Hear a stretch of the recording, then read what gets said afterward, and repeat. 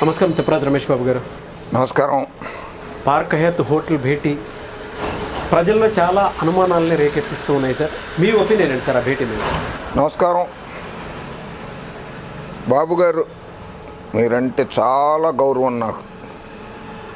కానీ మీ రాజకీయ విధి విధానాలే నాకు నచ్చవు. ఇప్పుడు తమరు బాబు గారు మీరే ధైర్యంగా నిలబడండి బాబు గారు. ప్రజల పక్షాన ప్రజల ఆ భేటీ గురించి రాజ్యాంగ పదవుల్లో ఉన్నటువంటి వ్యక్తులు రాజకీయ నాయకులతోటి కలిసి గంటన్నర సేపు 1/3 తాగడానికి, హైదరాబాద్లో 1/2 టీ తాగుతారు, 1/3 టీ తాగడానికి అక్కడికి వెళ్ళలేదు పార్క్ హయత్ హోటల్కి వాళ్ళు. అది తెలిసిపోయింది. న్యాయదేవతని ప్రసన్నం చేసుకుంటానికి వెళ్ళినట్లుగా ప్రజలు భావిస్తున్నారు. న్యాయదేవతను ఉంటుంది కదా, ఆ న్యాయదేవతను ప్రసన్నం చేసుకుని తమకు అనుకూలంగా మలుచుకునేందుకోసం వెళ్ళారని అనుకుంటున్నారు. గతంలో ఇప్పుడు ఊదర కొడుతున్నాయి కదా, ఇంకా కూడా ఇంత జరిగాక కూడా మీ అనుకూల పచ్చపిచ్చి గొట్టాలు ఉన్నాయే, పచ్చపిచ్చి గొట్టాలు ఇట్లా ఉంటాయి, పచ్చపిచ్చి గొట్టాలు. ఆ గొట్టాలు ఆ హోటల్ క్రెడిబిలిటీ పోతుందేమో, ఆ వీడియో ఫుటేజ్ బయటికి ఎలా వచ్చింది, అసలు కారణం ఏంటి, వాళ్ళు చర్చించుకోవటానికి వెళ్ళి ఉండవచ్చు, బిజినెస్ వ్యాపార సంబంధాల కోసం వెళ్ళి ఉండవచ్చు, ఇట్లాంటివన్నీ చెప్తున్నారు. It's all bullshit and non sense. ఇది ఏంటంటే తమరు ప్రతిపక్షంలో ఉండగా 89 ఏళ్ల వయసులో ఆంధ్రప్రదేశ్ రాష్ట్రానికి 21 గవర్నర్గా ప్రమాణ స్వీకారం చేసిన నారాయణ దత్ తివారీ ఉత్తరప్రదేశ్కి మూడు సార్లు ముఖ్యమంత్రిగా, ఉత్తరాఖండ్కి ఒకసారి ముఖ్యమంత్రిగా పనిచేసి ఆ తర్వాత మన ఉమ్మడి ఆంధ్రప్రదేశ్ గవర్నర్గా పదవీ బాధ్యతలు చేపడితే ఆయన్ని పాపం పచ్చపిచ్చి గొట్టాలు ఒక మైనింగ్ కాంట్రాక్ట్ కోసం అని చెప్పి, ఆ తర్వాత ఆయన నేను నీ భార్యని, నాకు పుట్టిన కొడుకు నీ కొడుకే అని చెప్పి సుప్రీంకోర్టు దాకా వెళ్ళినటువంటి కేసులో ఉజ్వల, ఆయన భార్యగా చెప్పుకున్నటువంటి ఉజ్వల వేసిన కేసులో మీకు అనుకూలంగా ఆవిడ్ని మారుస్తాము అని చెప్పి ఆవిడ్ని మార్చేందుకు సహాయపడేందుకు కొంతమంది యువతలు వచ్చారని చెప్పి ఆయన దగ్గరికి పంపించి, గవర్నర్ గారి దగ్గరికి, దాన్ని స్టింగ్ ఆపరేషన్ పేరుతోటి పంపించింది మీరే, మీ పచ్చగొట్టాల వాళ్ళే పంపించి స్టింగ్ ఆపరేషన్ చేసి ఆయన వ్యభిచారం, రాజభవనంలో వ్యభిచారం చేస్తున్నారనేటువంటి దుర్మార్గపోయినటువంటి ఆరోపణలు చేశారని నాతో చెప్పారు ఎన్డీ తివారీ గారు. నేను ఎన్డీ తివారీ గారు ఆయన రాజీనామా చేసిన తర్వాత అలహాబాద్ వెళ్ళిపోయారు. అలహాబాద్లో నేను ఆయన్ని కలిశాను, మహాకుంభమేళాకి వెళ్ళినప్పుడు ఆయన్ని కలిశాను, ఆయన ఇంటర్వ్యూ చేశాను. ఆయన ఆ రోజునాడు నాతో చెప్పారు, మీ పచ్చ పిచ్చి కొట్టాలి స్టింగ్ ఆపరేషన్ చేసినాయి అని. ఎన్డీ తివారీ గారు అప్పుడు తమరేమన్నారు బాబు గారు గుర్తు తెచ్చుకోండి. అపోజిషన్ లీడర్గా, today what they have shown is very bad and everybody should be ashamed of it. I demand that immediately the governor should resign or otherwise government of India should sack him. నైతిక విలువలతోటి ND Tiwari గారు రాజీనామా చేసేయాలి, లేకపోతే భారత ప్రభుత్వము రాష్ట్రపతి గారు ఆయన్ని పదవి నుంచి ఉద్వాసన చేయాలి అని చెప్పి పలికారు మీరు ఆ రోజున. మరి ఇప్పుడు ఒక స్టేట్ ఎలక్షన్ కమిషనరు కోర్టులో, high court of Andhra Pradesh, supreme court of India, apex court of ఇండియాలో కేసులు ఉన్నప్పుడు రాజకీయ నాయకులు, మాజీ మంత్రివర్యులు, పార్లమెంటు సభ్యులు సుజనా చౌదరి గారు, మాజీ కేంద్ర మంత్రి ఆయన కూడా, మాజీ మంత్రి కామినేని శ్రీనివాస్ గారితో ఆయన సమావేశం అవడము ఎలాంటి పరిస్థితులకు దారితీసిందో తెలుసా? ఇప్పుడు ఎందుకు అడగడం లేదు రాజీనామా చేయి నిమ్మగడ్డ రమేష్ కుమార్ గారు, మీరు రాజీనామా చేయండి అని ఎందుకు అడగడం లేదు మీరు? ప్రజలందరూ అనుకుంటున్నారు. బాబు గారు ఇంకో విషయం చెప్తాను, ఈయన రాజకీయ నాయకులతో సంబంధ బాంధవ్యాలు కలిగి ఉన్నాడు కనుక మేము నామినేషన్లు వేసాం పంచాయతీలకి, మున్సిపాలిటీలకి. ఇటువంటి రాజకీయ నాయకులతో సంబంధం కలిగినటువంటి ఎలక్షన్ కమిషనరు ఎన్నికలను నిష్పాక్షికంగా జరపలేడని మాకు సందేహాలు ఉన్నాయని చెప్పి ఎన్నికల్లో పోటీ చేసే సభ్యులందరూ కూడా రేపో మాపో సుప్రీంకోర్టులోనో ఆంధ్రప్రదేశ్ హైకోర్టులోనో పిటిషన్ దాఖలు చేస్తే నిమ్మగడ్డ రమేష్ కుమార్కి భవితవ్యం ఏమిటి బాబు గారు?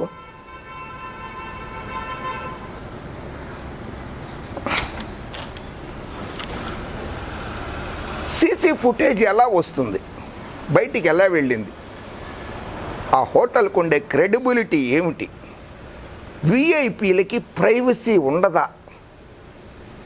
భలే క్వశ్చన్లు సంధించారు పచ్చపిచ్చి గొట్టాలు.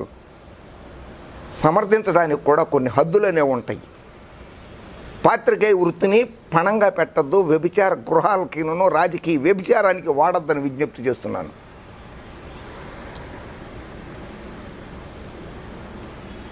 ఏ రోజు నాడైతే నిమ్మగడ్డ రమేష్ కుమార్ గారు కేంద్ర హోంశాఖకి లేఖ రాశారో, నాకు నా కుటుంబ సభ్యులకి ప్రాణభయం ఉంది, నాకు రక్షణ కల్పించండి అని కేంద్ర హోంశాఖ సహాయ మంత్రి కిషన్ రెడ్డి గారు నిమ్మగడ్డ రమేష్ కుమార్ గారు మాకు లేఖ రాసిన మాట వాస్తవమే, అందిన మాట వాస్తవమే అని ధృవీకరించారు కూడా.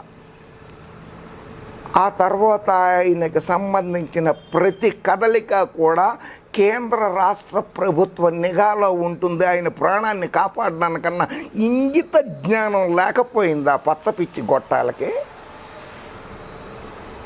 ఆయన ఎందుకు ఆయన ప్రాణం కాపాడాలి, నిమ్మగడ్డ రమేష్ కుమార్ గారు ప్రాణం కాపాడాలి. ఇక్కడ ప్రైవసీ కాదు కావాల్సింది, ఆయన ప్రాణం కాపాడాల్సిన బాధ్యత కేంద్ర రాష్ట్ర ప్రభుత్వాలపై ఉంది కనుక నిఘాని పెట్టారు. అక్కడ అనుకోకుండా రాజకీయ నాయకులు కలిశారు కదా ఈ నిఘా నేత్రాలకి, అక్కడ దొరికిపోయారు. బాబు గారు, 23 ఏంటో అసలు అచ్చిబాటు రాలేదు మీకు.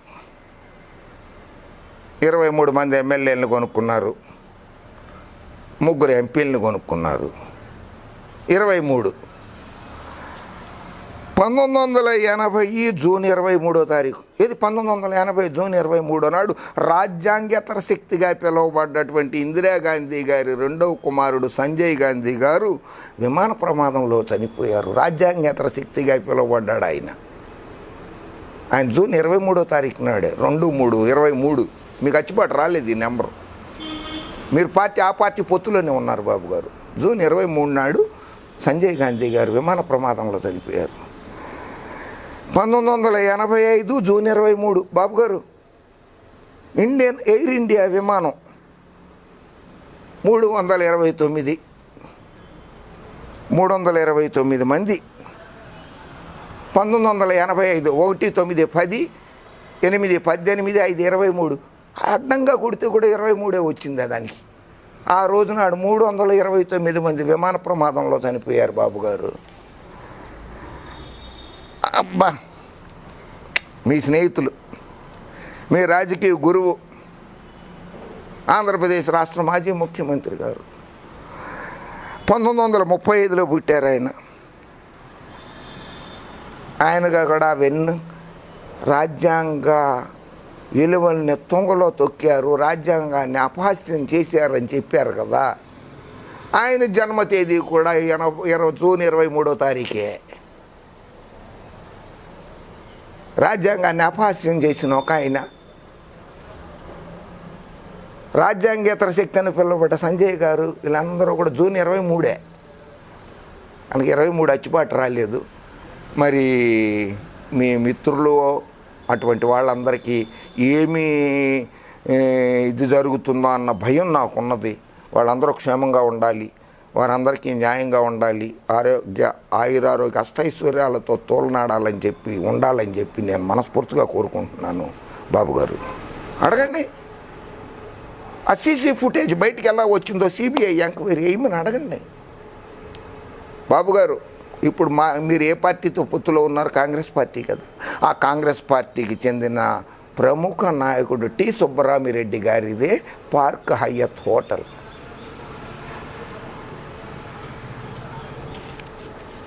ఇక మనం దగ్గరికి వద్దాం, మీ దగ్గరికి వద్దాం బాబు గారు.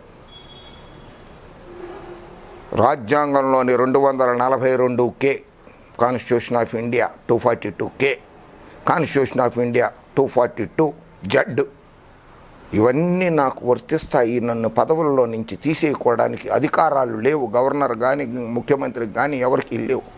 నిజమే, అది రాజ్యాంగం చెప్పినట్లుంది కదా.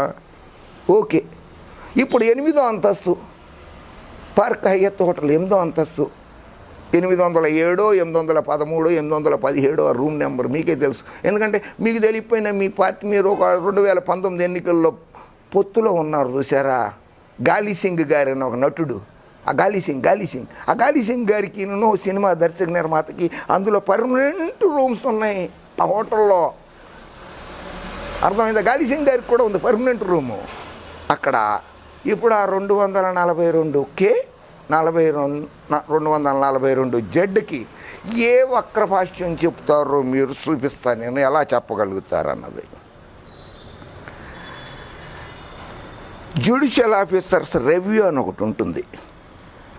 1987 3 SCC 1 Dayakar Singh versus high court of Allahabad. Judge గారికి ఏ నియమ నిబంధనలు వర్తిస్తాయో ఆ నియమ నిబంధనలే నాకు కూడా వర్తిస్తాయని స్టేట్ ఎలక్షన్ కమిషనర్ గారు 242Kలో చెప్తున్నారు, 242Zలో చెప్తున్నారు కదా. అలాగే హైకోర్టు జడ్జి గారికి ఏ మోడల్ కోడ్ ఆఫ్ కండక్ట్ అనేది వర్తిస్తుందో అవి కూడా వర్తిస్తాయి కదా. అప్పుడు చెప్తున్నాను. High court of Allahabad versus Dayakar Singh గారు కేసులో జడ్జి గారి మీద అభియోగాలు ఇవి. దయాకర్ సింగ్ అని ఆయన వేసాడు. 1987 3 SCC 1లో judicial officers cannot have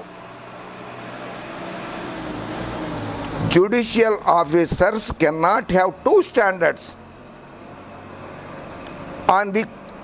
in the court and another outside the court. Court బయట కానీ కోర్టు లోపల కానీ ద్వంద్వ ప్రమాణాలు పాటించడానికి వీలే లేదు జడ్జీలు కానీ జ్యుడిషియల్ ఆఫీసర్స్ కానీ. They must have 1 standard only. వాళ్ళకు ఒకటే నియమ నిబంధన ఉంటుంది. Standard of page 4 rectitude, honesty and integrity, నీతి నిజాయితీ నిబద్ధత మీద ఆధారపడి ఉంటుంది.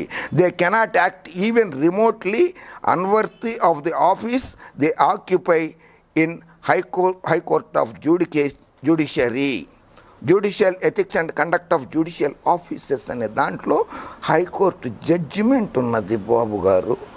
హైకోర్టు జడ్జిలు ఎక్కడ పడితే అక్కడికి వెళ్ళిపోకూడదు, ఎవరితో పడితే వాళ్ళతో మాట్లాడకూడదని తీర్పు ఉన్నది. సుప్రీంకోర్టు తీర్పులు ఉన్నాయి, హైకోర్టు తీర్పులు ఉన్నాయి. KP Singh versus high court of Himachal Pradesh LPA number 163 of 2009. ఇది బాబు గారు, ఇది జడ్జిమెంట్. ఇది KP Singh versus Himachal Pradesh high court 163 of 2009 dated 21/4/2000. Division bench justice Kurian Joseph chief justice and justice Deepak Gupta వాళ్ళు తీర్పు చెప్పారండి. ఆ తీర్పులో ఏమని చెప్పారో చూద్దాం. హైకోర్టు జడ్జిలకి ఏవేమి కోడ్ ఆఫ్ కండక్ట్ ఉంటుందో అదే ఎలక్షన్ కమిషనర్ గారికి కూడా వర్తిస్తాయి కదా. ఎందుకంటే ఆయన ర్యాంక్ హైకోర్టు జడ్జి ర్యాంక్ కదా. Per Justice Kurian Joseph, Chief Justice, integrity according to Oxford Dictionary is moral uprightness, honesty. It takes in its sweep probity, innocence, trustfulness, openness, sincerity, blamelessness, immaculacy, rectitude, uprightness, virtuousness, righteousness, goodness, cleanness, decency, honor, reputation, nobility, irreproachability. ఎవరిని కలుసుకుంటానికి వీల్లేదు. irreproachability, purity, ప్రశాంతంగా ఉండాలి, స్వచ్ఛంగా ఉండాలి. Respectability, గౌరవప్రదంగా ఉండాలి. జెన్యూన్నెస్, నిష్పక్షపాతంగా ఉండాలి. అండ్ మోరల్ ఎక్సలెన్స్, నీతి నిజాయితీతో ఉండాలి.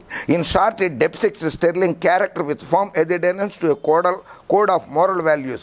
Judiciary is an integrity institution.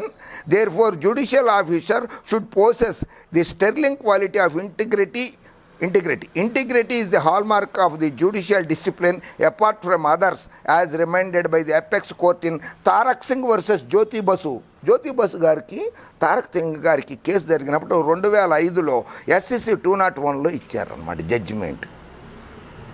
జడ్జిలు బయట ఎవరి వ్యక్తులతోటి కలవకూడదు, వాళ్ళు ఎవరిని సంప్రదింపులు జరపకూడదు అని.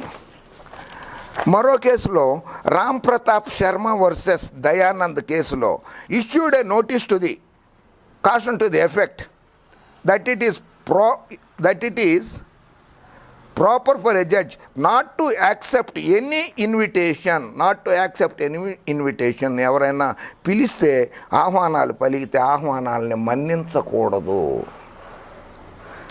అండ్ హాస్పిటాలిటీ, వాళ్ళు ఏదైనా హోటల్లో భోజనం పెడతామంటేనో, ఒక రూమ్ ఇప్పిస్తామంటేనో, ఒక కారు పంపుతామంటేనో అవి కూడా యాక్సెప్ట్ చేయకూడదు. ఆఫ్ ఎనీ బిజినెస్, ఏ వ్యాపార సంస్థల్లో కూడా వాళ్ళకి భాగస్వామ్యం ఉండకూడదు. ఆర్ కమర్షియల్ ఆర్గనైజేషన్, చోటమోట చిన్న చిన్న దుకాణాలు అటువంటివి కూడా పెట్టుకోవటానికి వీల్లేదు.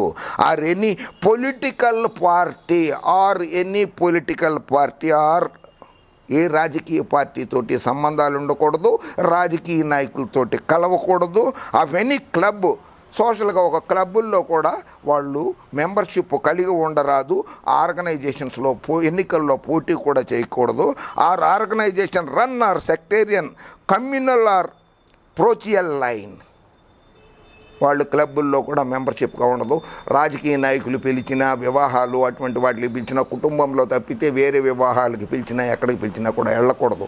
ఒకవేళ వెళ్ళాలనుకున్నప్పుడు ఆ వివాహానికి, ఆ ఫంక్షన్కు, ఆ కార్యక్రమానికి ఎవరెవరు అతిథులుగా వస్తున్నారనే లిస్టు తెప్పించుకోవాల్సిన బాధ్యత ఉన్నది జడ్జీలకి, ఆ హోదా కలిగిన రాజ్యాంగబద్ధమైనటువంటి పదవుల్లో ఉన్న వాళ్ళకి అని రామ్ ప్రతాప్ శర్మ వర్సెస్ దయానంద్ కేసులో సుప్రీంకోర్టు జడ్జిమెంట్ ఇచ్చింది. సార్ బాబు గారు, రమేష్ కుమార్ గారు, సుప్రీంకోర్టు జడ్జిమెంట్లు ఇవి.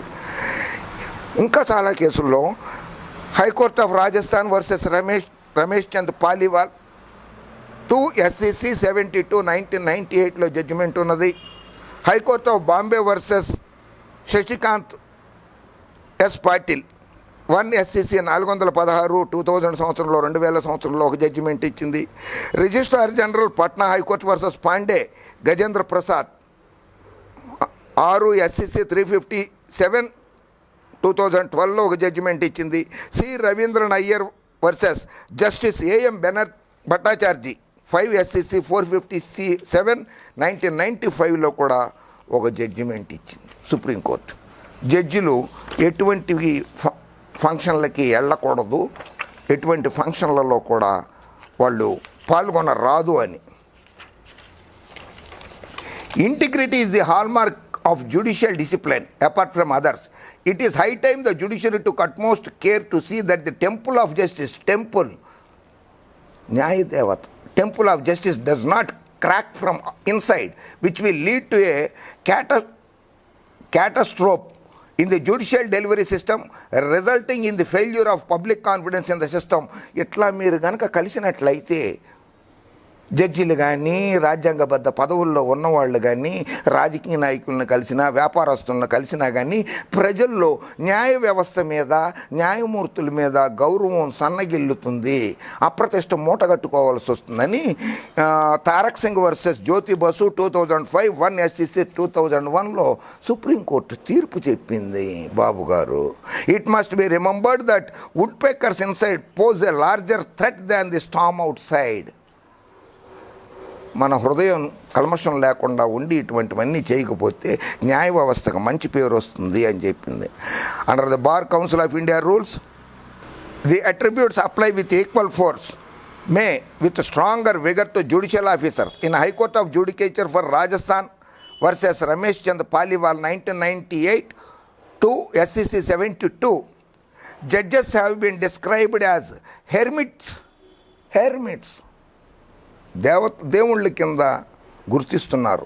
Further reminding that they have to live and behave like hermits. దేవుళ్ళు లాగానే ఉండాలి వాళ్ళు. Who have no desire or aspiration, వాళ్ళకి ఎటువంటి కోరికలు అనేటువంటివి ఉండకూడదు. Having shed it through finance, నిర్మలమైన స్వచ్ఛమైన మనసుతోటి ఉండాలి.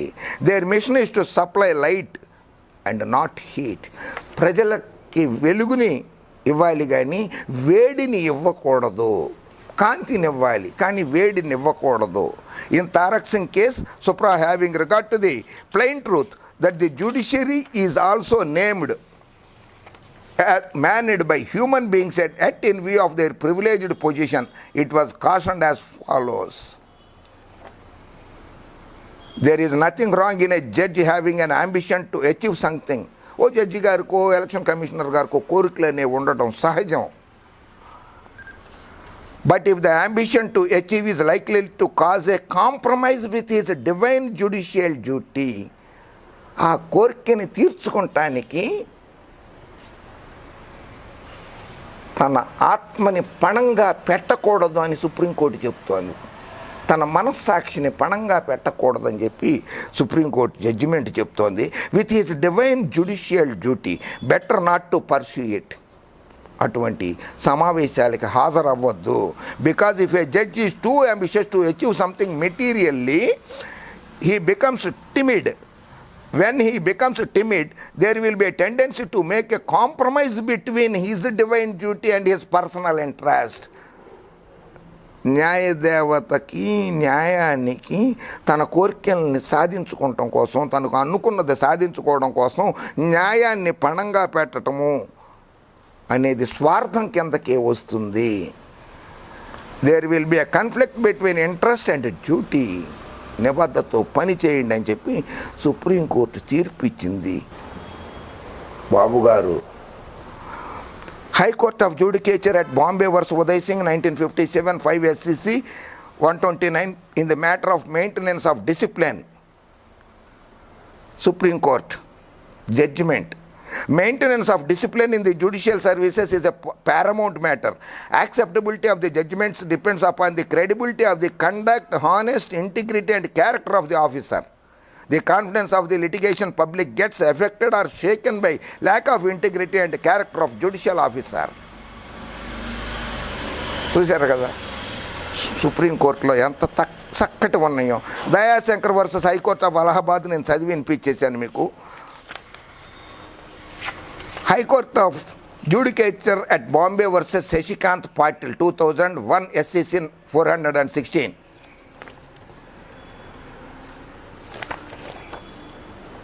A dishonest judicial personage is an oxymoron having regard to certain sporadic instances of lack of probity and integrity among some of the personnel who man this high office.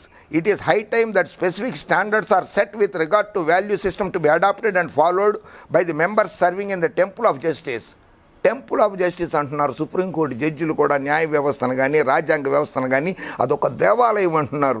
ఆ దేవాలయానికి కళంకం తెచ్చారు బాబుగారు, మీరు మీ శిష్యులు. No doubt there are more self imposed than imposed. While dispensing justice, the messenger is also important as the message itself. A judge is judged not only by quality of his judgment. ఓ judgment ఇచ్చారంటే ఆ judgment ప్రకారంగానే ఆ judge గారిని అంచనా వేయకూడదు.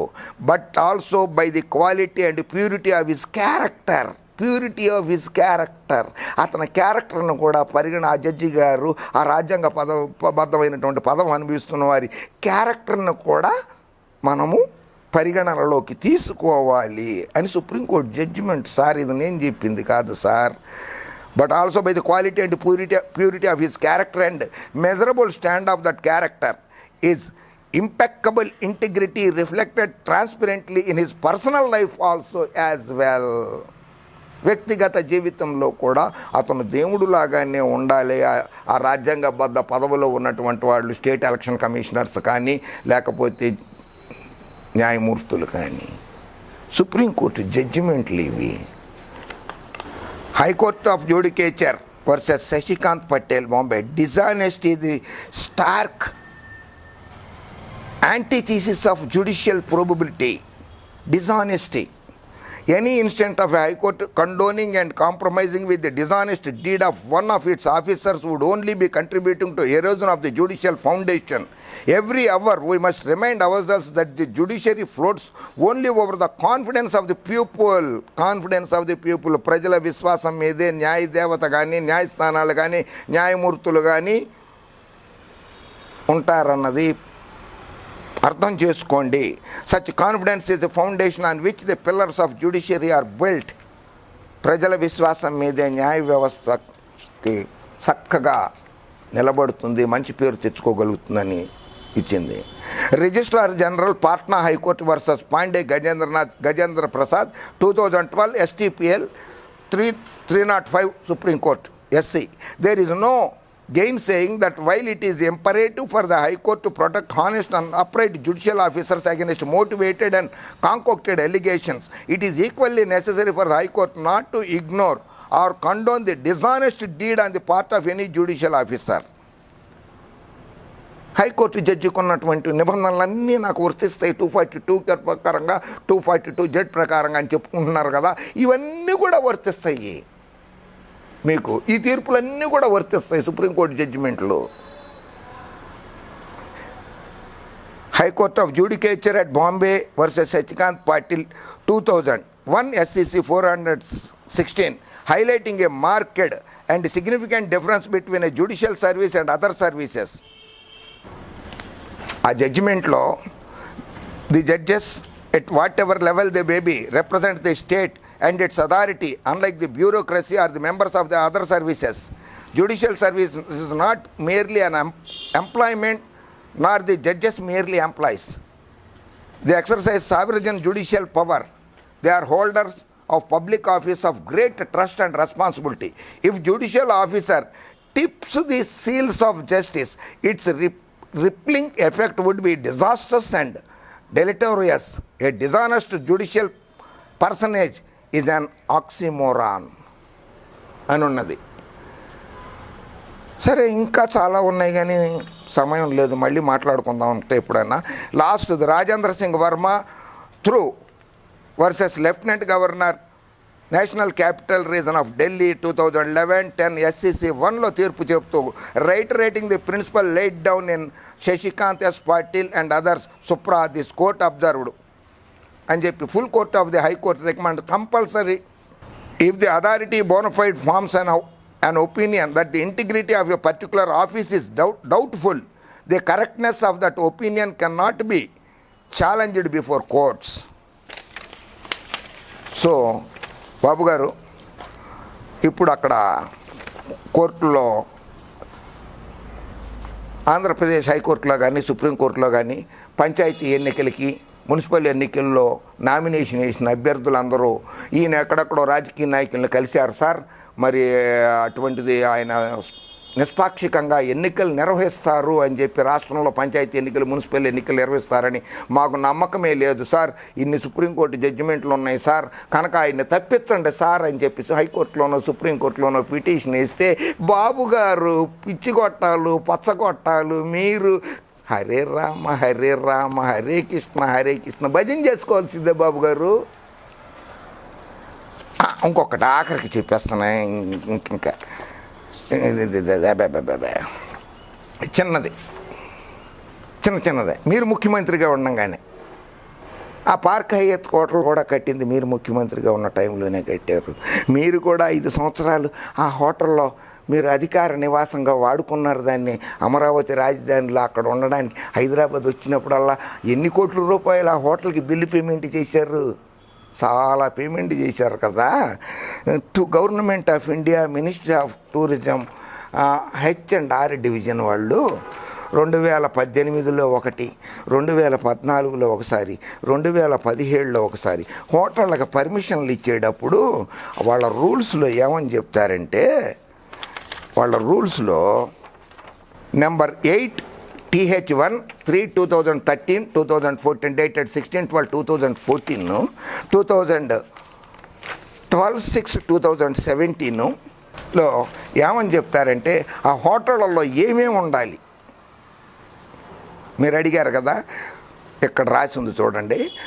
4లో site plan, front and side elevation 4 ప్లాన్లలో local approvals by municipal authority and concerned police authority. మీ ప్రభుత్వ హయాంలో కూడా పోలీసులు చాలామంది హోటళ్ళ మీద రైడ్ చేసి చాలామంది నటీనటుల్ని, హీరోయిన్లని, మీ మిత్ర బృందాన్ని కూడా వైజాగ్లో పట్టుకున్నారు కిందటి సంవత్సరమే 2019 చివరిలో. మీ మిత్ర బృందాన్ని, మీ పచ్చపిచ్చి స్నేహితుల్ని వైజాగ్లో కూడా పట్టుకున్నారు వ్యభిచార చట్టం కింద. హోటళ్ళ మీద రైడ్ చేసే అధికారం కానీ, హోటళ్ళలోకి తను అనుమానాస్పదంగా వ్యక్తులు ఎవరైనా వెళుతుంటే వాళ్ళ మీద కానీ నిఘా పెట్టడానికి పోలీసు యంత్రాంగానికి చట్టబద్ధత ఉన్నది అని చెప్పి government of India, ministry of tourism, H&R department 2014లో ఒకసారి ఉత్తర్వులు, 2017లో ఉత్తర్వులు, 2018లో కూడా ఉత్తర్వులు ఇచ్చింది బాబు గారు. మాత్రం ఇంత ఇంగిత జ్ఞానం లేదా? 13 ఏళ్ళు ముఖ్యమంత్రిగా, దాదాపు 9 ఏళ్ళు ప్రతిపక్ష నాయకుడిగా పనిచేశారే మీరు. పోలీసులుగా హక్కు లేదంటారు. సిబిఐ విచారణ అడగండి, భలే చక్కగా తెలిసిపోతుంది కదా. మీ బండారము, మీ భక్తుల బండారము, మీ స్నేహితుల బండారాలన్నీ బయటకు వచ్చేస్తాయి. దెమ్మ తిరిగి కళ్ళు తిరిగిపోతాయి, ఒక్కొక్కడికి సొక్కలు కనపడతాయి పార్క్ ఎత్తుల పైన కూర్చుంటే. మీ గాలి సింగ్ గారి రూమ్కి వెళ్ళారేమో, ఒకసారి గాలి సింగ్ గారితో కన్ఫర్మ్ చేసుకోండి. పాపం ఆయన కూడా చాలా కాలం నుంచి ఆయన మాట్లాడడం లేదు, ఆయన కూడా ఖాళీగా కూర్చున్నారు ఈ మధ్య. ఆయన కూడా ఒకసారి అడగండి. కనుక ఇది మాత్రం మరి తెలిసి చేశారో తెలియక చేశారో తెలియదు. అందులో కలిసిన వాళ్ళల్లో కొంతమందికి హాస్పిటల్స్ కూడా ఉన్నాయి. కొంచెం జ్ఞానం ఉపయోగించుకుని హాస్పిటల్లో ఎవరినో ఒకరిని పేషెంట్ని చూడడానికి వెళ్ళామని చెప్పి ఆ పేషెంట్ పక్కన కూర్చుని కరోనా పేషెంట్ అని చెప్పి చూడడానికి వెళ్ళామని చెప్పి ఆ పక్కన కూర్చుని మాట్లాడుకుంటే అయిపోయేది కదా. చెప్పు హోటల్లో రూములు తీసుకుని హోటల్లోకి వెళ్ళి మాట్లాడాలా? ఆ న్యాయదేవత ప్రసన్నం చేసుకున్నారో లేదో తెలియదు, కానీ ప్రజలు మాత్రం మీ అందరి మీద చాలా అసంతృప్తితో ఉన్నారు. న్యాయదేవత కూడా కోపగించుకుంటోంది.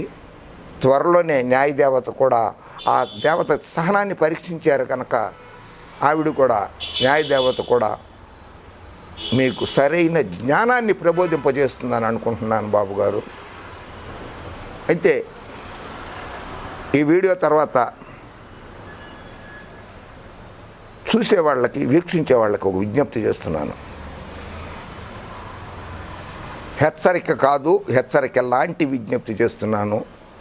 కామెంట్లు చేసేటప్పుడు ఒళ్ళు దగ్గర పెట్టుకుని కామెంట్స్ చెయ్యండి. అమ్మ అక్క బూతులు కానీ, లం కొడుకులు, వెధవ ఇటువంటి పదాలు కానీ వస్తే మిమ్మల్ని అందరినీ జీవితాంతం అటువంటి కామెంట్లు పెట్టిన వాళ్ళవన్నీ ఆ కామెంట్లని DGP and IGP government of Telangana, DGP and IGP of Andhra Pradesh, ministry of home affairs న్యూఢిల్లీకి పంపడమే కాకుండా మీ జీవితాంతం మిమ్మల్ని కోర్టుల చుట్టూరా తిప్పుతానని తెలియజేస్తున్నాను. అర్థమైందా? కామెంట్లు పెట్టేటప్పుడు ఒళ్ళు దగ్గర పెట్టుకుని కామెంట్లు పెట్టండి అని చెప్తున్నాను. జై హింద్.